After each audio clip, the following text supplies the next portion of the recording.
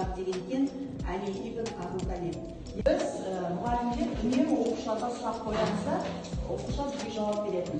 Яғни мен алдыңғы сабақты қорытындылау мақсатында бүгін бұл жауап болса, сұрақ қандай болады деген бастамасы ғой. Қазір ойланып отырсыздар, оның бастамасы ғой. Сіздерге қазір барлығымыз әлеуметтік желіні көп пайдаланамыз сол телефоннан. Сондықтан қазір бағалау параметрінде мен әрқайсыңызға бір смартфон осы смартфонға өз аттарыңызды жазып қойыңыздар. Қазір бірінші тапсырма белгілейсіздер. Құрметтелетін қасиетті орынды сакралды деп атайды. Сакралды дегеніміз ол қандай жер? Сакралды дегеніміз қандай жер? Дұрыс қойдың ма жауапқа сұрақты? Жақсы, одан қойып жарайсың, Камила. Екінші, қасиетті орындар 4 топқа бөлінеді. Назым. Сакралды нысандар неше топқа? Сакралды нысандар неше топқа? Сұрақ дұрыс қойылды, иә? Тамаша. Әр жауап берген балалар смартфонға. Қандай? Қазақтардың жалпы ескерткіштері қаншалық? Сұрақ дұрыс қойылды ма? Жалпы ұлттық маңызы бар 100 нысанды атауға болады. Тағы да толықтырып қоямыз. Жалпы ұлттық маңызы бар нысандар қаншалық? Солай ғой, не сенде? Жақсы. Сакралды нысанның 4-ші тобына тарихи мәдени ірі тұлғалар жатады. Сакралды нысанның 4-ші тобына 4 топқа бөліп қарасақ, қалдық сабақта 4-ші тобына тарихи мәдени ірі тұлғалар жатады. Қандай сұрақ қоямыз? Еске аламыз. Жақсы, тамаша. Тағы да өзі қойып қой. Ашық сөйлесін балы. Адамзат баласы дүниеге келгеннен бастап 5 жылға айырылып, айтқан кезінде жаңағы мақталады. Сол ұлы бақи өмірімізде өлеңмен жүрген өмір сүретін қазақ халқының несі. Тамаша. Тағы да бар ма ой пікірлер жасап Назым? Әр жауап берген бала смартфонға лайк қойып ұмытпаймыз.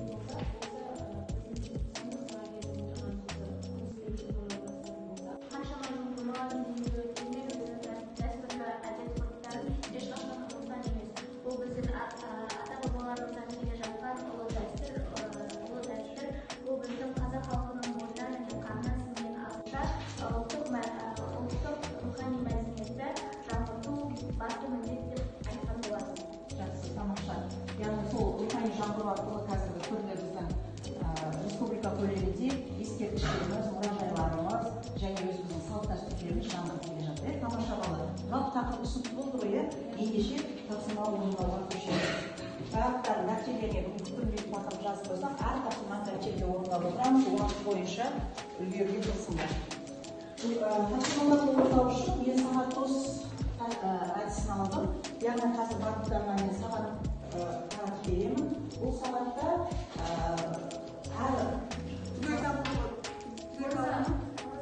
оразай қалды. Енді бағыттар өздері дәптеріне тездетіп сағат 9-да, 12-де, 15-де, 18-де кімге кездесетіндерін жазайын.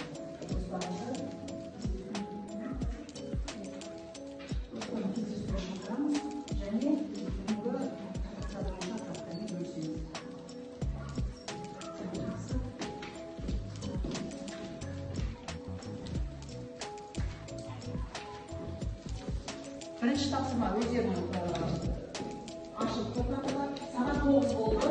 Сағат 9-да жазып үлгеріңдер ме? Тез төрт уақытта көп болсынды белгілеңдер. Мен сағат 9 болды, 12 болды, 15 болды, 18 болды деп айтам. Сол кезде әрқайсынан өзінің досымен уақытын сияқып жатыр. Оның үстіне бағалауды ұмытпай сөйлеймін. Смартфондарын өздеріңізге алып жүріңдер. Стикер барлық партада бар.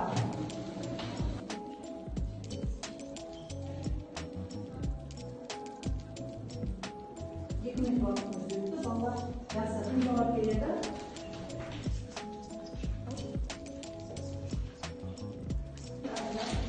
Жақсы, екінші қатарда бар ма? Үшінші қатарда айнек бар үшін. Музыкалық аспаптар бар. Домбыра, сыбызғы, жүлке. Жақсы, үшінші қатар. Қазақтың танымал жырларын атап.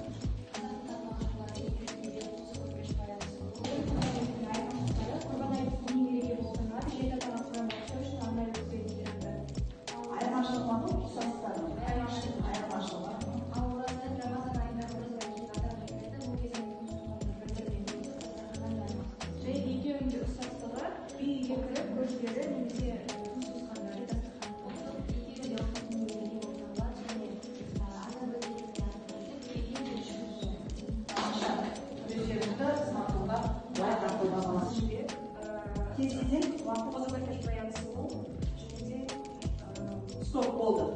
Üçüncü maddede gözlüğü mutlaka paylaşalım. Peki ayrıca şirket asbaplarına koyalım. Tamam, kartlar mı?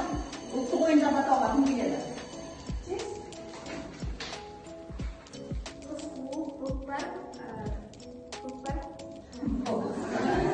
Aslanlar çocuklar da belli. Bizi sanayla Aslanlar çocuklar. Kanka çocuklarımız var. Daha bizim bence ama başlar şu.